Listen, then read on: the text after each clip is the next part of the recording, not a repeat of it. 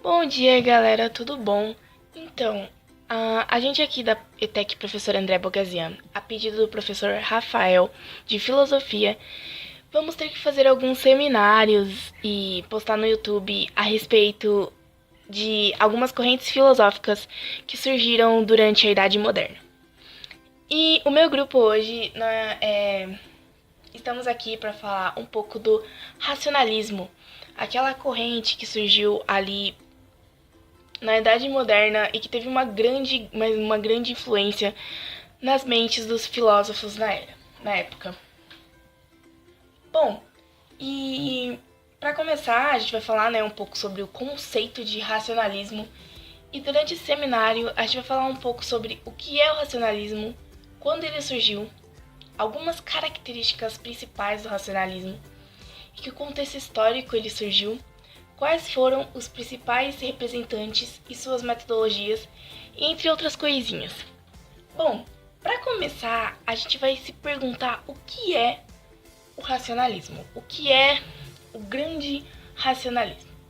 Bom, o racionalismo nada mais é que acreditar nas ideias inatas e no raciocínio lógico, através da razão, claro. Ele é, de certo modo, a própria filosofia desde as suas origens, pois, de fato, a razão ela é a condição de todo pensamento filosófico e de todo pensamento teórico. E a filosofia ela constitui-se pelo reconhecimento da razão como a faculdade do conhecimento das coisas e do domínio de si. Bom, passando um pouco agora do que é o racionalismo, do que foi o racionalismo, eu vou falar um pouco das características principais dele. Para começar, o racionalismo, como ele se baseia na razão, ele é totalmente contra a ideia do teocentrismo que existia na Idade Média. O racionalismo, ele meio que combateu, de certa forma, entre aspas, o teocentrismo na Idade Média. Porque o racionalismo, ele pensa através da razão, então ele não coloca fé em nada. Ele sempre tem perguntas. Por que disso? Por que aquilo? Ele quer a verdade absoluta. Ele não simplesmente olha e pensa, porque Deus quis. Então ele combate muito essa ideia. Sendo que a razão ela tá de um lado e a fé tá de um lado completamente oposto ao da razão. Outra coisa que vale muito a pena ressaltar, que faz parte das características também, é que o racionalismo ele muda de aspecto conforme ele se opõe a cada filosofia. Bom, o racionalismo ele se opõe muito ao empirismo, são correntes filosóficas completamente diferentes. Ele se opõe ao empirismo, tornando-se metódico e ele se arma com a lógica e principalmente com a matemática. Mas eu vou explicar um pouquinho mais sobre a matemática mais tarde. E ele também se opõe ao pensamento arcaico, pelo seu estilo principalmente, já que ele está atento à ideia de uma coerência inteligível.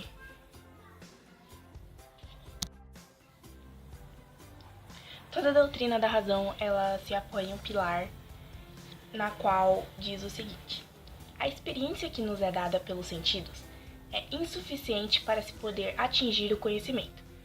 O pensamento através da razão é capaz de atingir a verdade absoluta, pois as suas leis são também as leis que regem os objetos do conhecimento. E esse pilar, ele é completamente a base do racionalismo e, é de tirar o chapéu, não é mesmo?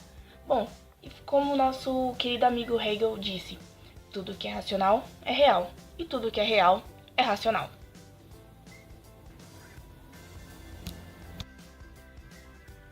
Frisando novamente, o racionalismo ele é na sua gênese, ou pretendeu ser, uma doutrina completamente oposta ao empirismo. E na tradicional história da filosofia, ela separa o racionalismo do empirismo como sendo movimentos intelectuais completamente diferentes e opostos. E uma simples consulta de manuais de filosofia pode confirmar essa afirmação. Falando um pouquinho agora de como surgiu, em que contexto histórico o racionalismo surgiu, a gente começa que ele surgiu lá na Europa no século XVIII e numa parte do século XIX. Ele teve bastante influências iluministas e ela surgiu para enfatizar principalmente que tudo que é existente no mundo é decorrente de uma causa. E muito tempo depois, na Idade Moderna, os filósofos racionalistas eles adotaram a matemática como elemento para expandir a ideia da razão. E dentre seus adeptos, destacou-se o francês René Descartes. Mas eu vou explicar um pouco mais sobre esse cara um pouco mais pra frente. Durante a Idade Moderna, o racionalismo ele teve um grande crescimento como corrente filosófica, já que ele conseguiu atingir uma grande demanda de filósofos daquela época que pensavam assim. E não se pode desvincular essas ideias das aplicações matemáticas. Tradicionalmente, o racionalismo ele é definido pelo raciocínio como operação mental, discursiva e lógica para extrair principalmente conclusões. As inovações humanas, apresentadas como o advento do Renascimento, eles se consolidaram no racionalismo com o acréscimo de elaboração e verificações matemáticas. E para o racionalismo, frisando novamente, tudo tem uma causa inteligível. Tanto que ele se tornou o principal centro do pensamento liberal, que por sua vez pretende propor e estabelecer os caminhos para alcançar determinados fins em nome do interesse coletivo. Assim, o racionalismo está na base do planejamento, da organização econômica e espacial, da reprodução social e abrindo espaço para soluções racionais de problemas econômicos ou urbanos com base em soluções técnicas e bastante eficazes. Durante o século XVIII, a confiança no poder da razão, o processo de conhecimento, ele chegou ao seu auge no contexto da filosofia. Então, esse período do auge da razão foi considerado o auge do racionalismo e chamado de o grande racionalismo. Nós tivemos grandes racionalistas no período da Idade Moderna, mas hoje nós focaremos apenas em dois. René Descartes, que foi considerado o pai do racionalismo, e vamos explicar um pouco sobre a metodologia que ele adotou, e Baruch Spinoza. Bom, o Descartes, ele pôs em dúvida todo o conhecimento que ele havia recebido até então.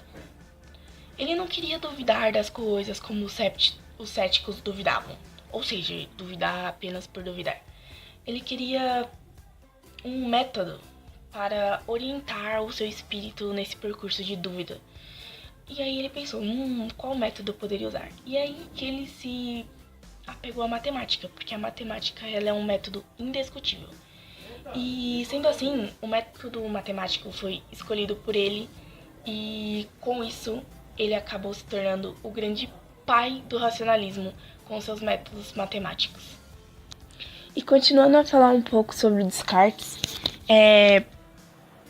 a gente já viu que o Descartes ele afirmava que para conhecer a verdade era preciso de início colocar todos os conhecimentos em dúvida, que era necessário criticar tudo, questionar tudo, analisar criteriosamente se existe algo na realidade de que possamos ter plena certeza. E fazendo essa aplicação metódica da dúvida, Descartes percebeu que a única verdade totalmente livre de dúvida era a que ele pensava, e deduziu então que, se pensava, existia. E daí surgiu a frase, penso, logo existo. E para Descartes essa seria uma verdade absolutamente firme, certa e segura, e que por isso mesmo deveria ser adotada como princípio básico de toda a sua filosofia. Bom, Descartes, ele aplicando essa dúvida metódica, ele chegou à conclusão de que no mundo haveria apenas duas substâncias essencialmente distintas e separadas. A substância pensante, correspondente à esfera do eu ou da consciência, e a substância extensa, correspondente ao mundo corpóreo ou material. E o ser humano ele seria composto dessas duas substâncias, enquanto a natureza se constituiria apenas da substância extensa. Descartes concluiu também que o pensamento ou a consciência é algo mais certo do que qualquer corpo, pois ele considerava a matéria algo apenas conhecível. E essa concepção idealista, tanto em termos ontológicos como epistemológicos, prioriza o ser pensante em contraposição à matéria, bem como a atividade do sujeito pensante em relação ao objeto pensado. E para Descartes, existiam 4 regras básicas para conduzir o espírito em busca da verdade absoluta. A primeira regra era a regra da evidência, que era só aceitar algo como verdadeiro desde que seja absolutamente evidente por sua clareza e distinção. A segunda regra era a regra da análise, que dizia dividir cada uma das dificuldades surgidas em tantas partes quanto forem necessárias para resolvê-las melhor. A terceira regra era a regra da síntese, que dizia reordenar o raciocínio indo dos problemas mais simples para os mais complexos. E a última regra era a regra da enumeração, que era realizar verificações completas e gerais para ter absoluta segurança de que nenhum aspecto do problema foi omitido. Outro grande filósofo foi o Baruch Spinoza, e a gente vai falar um pouco sobre a sua filosofia agora, onde ele desenvolveu um racionalismo radical que era caracterizado principalmente pela crítica às superstições religiosas, políticas e filosóficas. Bom, de acordo com o Baruch Spinoza, a fonte de toda superstição é a imaginação. Ela é incapaz de compreender a verdadeira ordem do universo e a imaginação acredita a realidade, um Deus transcendente e voluntarioso, nas mãos de quem os seres humanos não passam de joguetes. Para combater todas essas superstições em sua origem, Spinoza escreveu um texto que busca provar como em uma demonstração geográfica Deus não criou o mundo e nem está fora do mundo, e que ele é, no caso, o próprio universo. Por isso dizia Deus, sim, natura, ou Deus ou natureza. Para entendermos a concepção de Deus de Spinoza e o porquê de sua imanência, devemos compreender primeiramente o seu conceito de substância. E Spinoza diz o seguinte: por substância entendo o que existe em si, e por si é concebido, isto é, aquilo cujo conceito não carece do conceito de outra coisa do qual deva ser formado. Ou seja, a sua definição de substância está apoiada, portanto, na de Descartes, para quem a substância é aquilo que não precisa de nada fora de si mesmo para existir. No entanto, a partir desse entendimento, Spinoza chegou a uma conclusão distinta da do filósofo francês, e concluiu, como sabemos, que existem duas substâncias, o corpo e a alma. Ele deduz que somente a totalidade das coisas não depende de nada fora de si para ser o que é uma totalidade. E assim como substância única, no mesmo ato em que Deus cria a si mesmo, pois existir faz parte de sua essência, ele cria também continuamente todas as coisas que são efeito de sua potência infinita, também denominado modos da substância. Deus, ou natureza, pode ser compreendido então sobre dois aspectos pela visão de Spinoza. A natureza naturante, que é a substância e seus atributos como atividade eterna e infinita causadora do real, e a natureza naturada, que é a totalidade dos efeitos ou modo da atividade da natureza naturante. Bom, gente, isso foi um pouco do racionalismo na Idade Moderna, do grande racionalismo, e espero que vocês tenham gostado.